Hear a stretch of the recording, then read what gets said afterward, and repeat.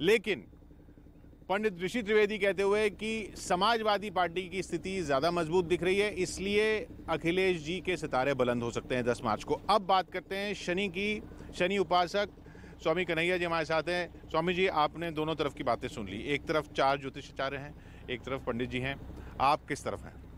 देखिए, इस बार ऐसा चुनाव हुआ है कि अब तक अद्भुत चुनाव हुआ है। वास्तव में ये कहना बड़ा कठिन होगा कि कौन जीत रहा है कौन हार रहा है। हालांकि मैं ये कहना चाहता हूँ कि केतु दोनों पर चल रहा है और केतु आश्चर्यजनक रिजल्ट देता है। केतु दोनों का चल रहा है, ये सब लोग बता रहे हैं। वो कह रहे हैं कि केतु दोनों का तब भी चल रहा था जब पिछली बार सरकार की अदला बदली हुई। देखिए, उस समय अखिलेश का पूरा चारों तरफ राज था और उनका बहुत अच्छा चल रहा था। मैं क्या बोला कि केतु आश्चर्यजनक रिजल्ट देता है। जब आदमी एकदम निराश हो जाता है तो उत्साह से भर देता है, जब आदमी उत्साह से रहता है तो निराशा से भर देता है। तो केतु का चाल का गणना करना बहुत कठिन है।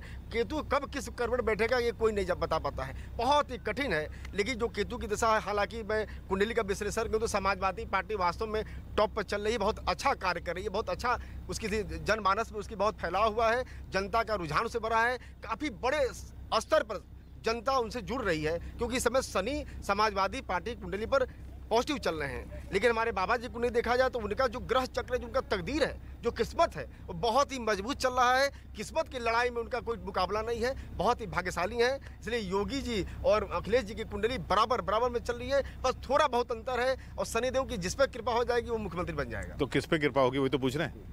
अब इसमें शनिदेव ये चाहते हैं कि अधिक से अधिक श्रम करें। जो अधिक से अधिक श्रम करेगा, प्रयास करेगा, उसके अनुसार विपरीत फल या क्या ये मैं मानूं आप ये कह रहे हैं कि पंडित जैसे पंडित ऋषि जी कह रहे हैं, वही बात आप कह रहे हैं कि अखिलेश जी और योगी जी में अगर 19-20 का मामला है तो योगी जी की कुंडली ऊपर लग रही है, किस्मत बेहतर लग रही है। लेकिन समाजवादी पार्टी और बीजेपी में जो बात है उसमें समाजवादी पार्टी भारी दिख रही है। इसलिए अगर पार्टी के हिसाब से देखेंगे तो समाजवादी पार्टी की सत्ता आती दिख रही है, और अगर व्यक्ति के हिसाब से देखें तो योगी जी की आती दिख रही है। ये तो दोनों बातों में तो हो नहीं सकती। देखिए, वैसे कुंडली की बात किया जाए, योग की बात मैंने क्या कहा कि भाग इसकी में लड़ाई भाग्य की है। तो भाग्य जो है मजबूत जो है इस समय जो अंधक योग चल रहा है, अखिलेश जी के भी कुंडली में अंधक योग है और योगी बाबा के भी कुंडली में अंधक योग है। तो 6 लोगों से जब 6 ज्योतिषाचार्य से जब बात करें तो 4 की राय एक और 2 ज्योतिषाचार्य की राय बिल्कुल अलग। तो फिर हम पंडित दीपक मालवीय के पास जाएंगे इसी बात को लेकर। हमने योगी जी की कुंडली की बात नहीं की थी आपसे उस वक्त। अब ये बात सुन के आप इस पर क्या कहेंगे कि ये तो पंडित ऋषि तो कह रहे हैं कि समाजवादी पार्टी की सरकार तक आ सकती है।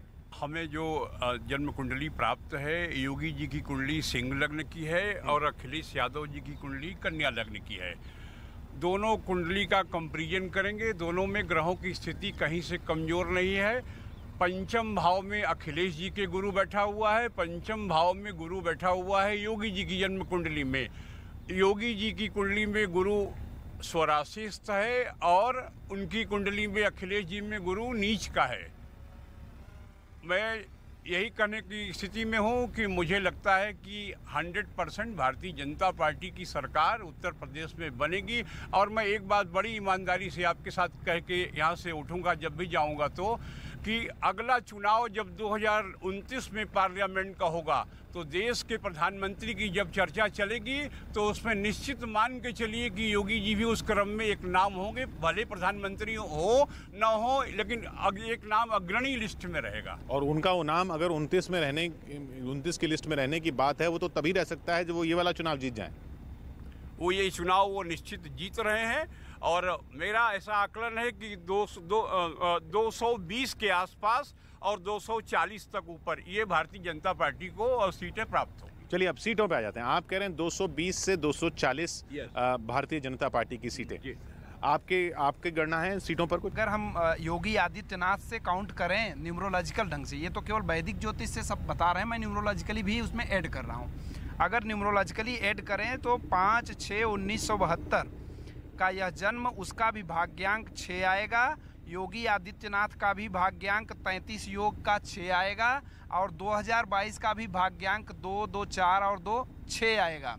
तो अगर पूरी तरह से मैं ये देख पा रहा हूँ कि जो मैं 2011 में मोदी जी की कुंडली की भविष्यवाणी किया था न्यूमरोलॉजिकली आधार पर, वही आधार यहाँ पर इस बार फिट बैठ रहा है। हमारे हिसाब से कोई ब्रह्मा नहीं है दुनिया में, लेकिन योगी जी को मुख्यमंत्री बनने से कोई रोक नहीं पाएगा, ऐसा मेरा मानना है। जो पंडित दीपक जी कह रहे हैं वही पंडित रतन वशिष्ठ जी भी कह रहे हैं कि योगी जी को मुख्यमंत्री बनने से कोई नहीं रोक सकता। सीटें लगभग 230 से 250 के बीच में होनी चाहिए। 220 से 240 पंडित दीपक मालवीय ने कहा, 230 से 250 आप कह रहे हैं। ठीक है, हम इस पूरी गणना पर भी आएंगे सीटों की। पंडित जी, आपकी नज़र में सीटें? गुरु जो है इनके पंचम भाव में है और रेट्रोगेट है, अर्थात बकरी है। तो जब शुभग्रह बकरी होता है तो उसका फल अच्छा होता है। Just like minus into minus equal to plus हो जाता है। तो ऐसी स्थिति में गुरु जो है इनके प्रभाव में है। इनका जो अभी वर्तमान समय नवंबर 21 से अक्टूबर 2022 तक का जो पीरियड चल रहा है, ये योगी जी का पीक पीरियड चल रहा है। तो इन सारी योगों को देखते हुए मैं यह हमारे अनुसार योगी जी आगे आने वाले, तो यानी मुख्यमंत्री योगी जी ही बनेंगे। अब सीटें 250 से 250 के नियर अबाउट इनको 250 से 250, जैसे 230 से 250 पंडित जी कह रहे हैं वैसे ही आप भी कह रहे हैं। ठीक है, शालिनी जी, आपकी नज़र में भी फिर, क्योंकि अखिलेश जी तो नहीं बनेंगे तो फिर योगी जी ही बनेंगे, क्यों बनेंगे? हम इनकी बात को ही डिट्टो करते हैं कि योगिनी दशा में भी सिद्धा में सिद्धा है। सिद्धा सबसे अच्छी दशा होती है योगिनी में। सिद्धा मतलब हर कार्य का पूर्ण होना, जैसा नाम से है। तो सिद्धा में अंतर भी सिद्धा का है। तो एक तो ये हो गया, इनको दिखा रहा है कि ये बाकी सबसे अच्छे हैं। तो कितनी सीटें आपके नज़र में बीजेपी को? मेरे हिसाब से लगभग अप्रॉक्स 250 के आसपास। 250 के आसपास। तो माफ़ कीजिएगा, 220 से 240 पंडित दीपक मालवीय ने कहा, 240 30 से 50 आपने कहा, 30 से 50 आपने कहा, और लगभग 250 आप कह रही हैं। मैं आपके पास आता हूँ आखिर में, क्योंकि आपकी राय तो इनसे भिन्न है। अब मैं आप सीटों की गणना किस हिसाब से देखते हैं? देखिए, सीटों की गणना मैंने नहीं किया है, लेकिन मैंने ग्रहों की गणना किया है। वास्तव में इस समय योगी जी की जो इस समय की प्रश्न कुंडली, जो इस समय की स्थिति है, बहुत ही मजबूत है। वाकई में उनका केतु बहुत अच्छा है और उनका शनि भी उनके पक्ष में चल रहा है। शनि भी उन समय काफ़ी प्रभावपूर्ण भाव में है। तो कुंडली के हिसाब से जो मेरे पास आए हैं चार्ट, उसके अनुसार से योगी जी की स्थिति बहुत मजबूत है, इसमें कोई दो राय नहीं।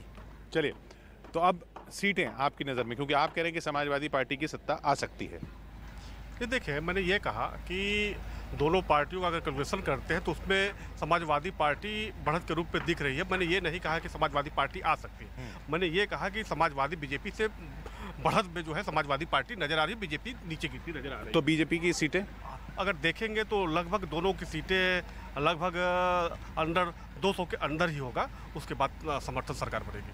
आप कह रहे हैं कि 180 से 200 के बीच में दोनों की सीटें रहेंगी। तो गंगा पर हम बात कर रहे थे एग्जिट पोल ज्योतिष के हिसाब से गणना, जो अगर सीटों की बात करें, क्योंकि एग्जिट पोल में सीटें ही देखी जाती हैं, इन सीटों में 230 से 250, माफ़ कीजिएगा, 220 से 240 पंडित दीपक जी की, 230 से 250, 230 से 250, 225 से 250 और 250, ये अगर एवरेज लगभग लगाया जाए तो ये 237 के आसपास, 237 238 के आसपास इनका गणना का बनेगा। लेकिन पंडित ऋषि त्रिवेदी का कहना कि दोनों पार्टियां 200 से नीचे रहेंगी। यानी अब 200 से कितनी नीचे रहती हैं? 190, 180, कौन किसके करीब पहुंचता है। लेकिन ये भी आपने कहा कि मायावती जी का कोई रोल नहीं होगा, प्रियंका जी का कोई रोल नहीं होगा, तो फिर कैसे बनेगी सरकार? मैंने ये नहीं कहा कि रोल नहीं होगा। मैंने इस बात, और लोगों ने कहा है, मैंने इस बात को नहीं कहा कि रोल नहीं होगा। बिल्कुल इनका रोल होगा और पीछे से कहीं न कहीं से लोगों का रोल जरूर होगा। तो पीछे से कहीं ना कहीं किसी का रोल होगा। मायावती जी का भी हो सकता है, प्रियंका जी का भी हो सकता है, यानी कांग्रेस का भी हो सकता है। ये बहुत दिलचस्प होने जा रहा है।